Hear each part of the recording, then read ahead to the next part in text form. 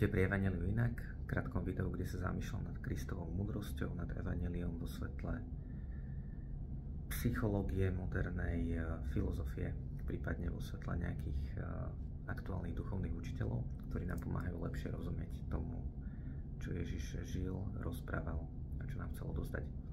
Dnes opäť kniha od Anthony de Mela, Bdelosť, kde Anthony hovorí o dvoch cestách k bdelosti alebo k takému prebudeniu sa z toho spánku, v ktorom žijeme, z toho mechanického, takého nesústredeného života.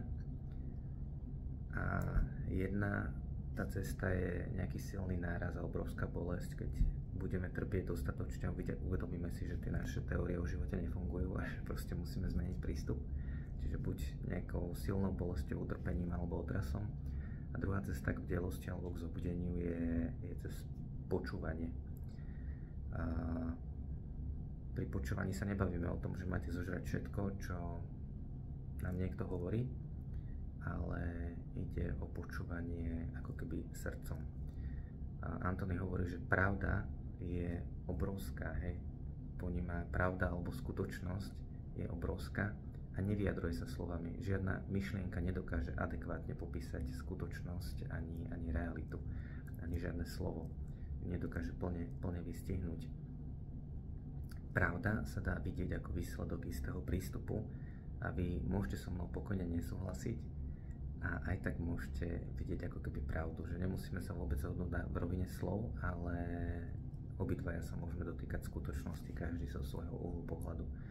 Prirovnal by som to k tomu, že skutočnosť a pravda je ako keby takto obrovská a slova, myšlienky zahrňajú toľko to zo skutočnosti. Hej, tu som ja, tu je niekto iný, ten jeho obláčik toho, čo ja si vedomý, niekedy tam je nejaký prienik, že si trošku aj rozumieme, ale stále, keď si v kontakte so skutočnosťou, tak tie slova môžu byť iné a môžu sa dotýkať tej istej pravdy. Anthony hovorí o tom ešte, že zobudiť sa je nepríjemné, je to bolestivé a vysvetľuje trošku prečo. Ježiš priniesol radostnú zvesť a ľudia ju neprijali, nie preto, že by bola radostná alebo by nevideli proste skutky, ktoré robí, ale neprijali to preto, lebo to bolo niečo nové, niečo, čo nás vytrháva z každodennej reality, z našich nejakých presvedčení a pozýva nás k nejakej zmene. A ešte Anthony to prirovnáva k takému niečomu, že viera ti žiadne bezpečie neponúka. Vy neviete, kam idete, ale ste pripravení nasledovať a ste otvorení. Presvedčenie vám ponúka bezpečie. Keď sme o niečom presvedčení, máme taký zafixovaný mindset, myslíme si, že toto je naša proste 100% pravda. Toto není úplne viera. Viera má vždycky ten moment takého toho prekvapenia, je tam ten moment dôvery, moment, kedy to chce odvahu vykročiť proste za Kristom. Je to pripravenosť proste pozerať na svet novými očami ako dieťa, ktoré sa stále učí a objavuje svet. Tak vyzýva nás k tomu, vyzývam k tomu aj seba, aby som si dal pozor na svoje presvedčenia a bol pripravený vo viere pozerať na tento okolitý svet.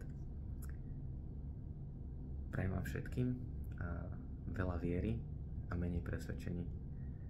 Privedie vás to k úplne iným obzorom a k úplne inému poňatiu seba aj sveta. Majte požehnaný čas. Ahojte.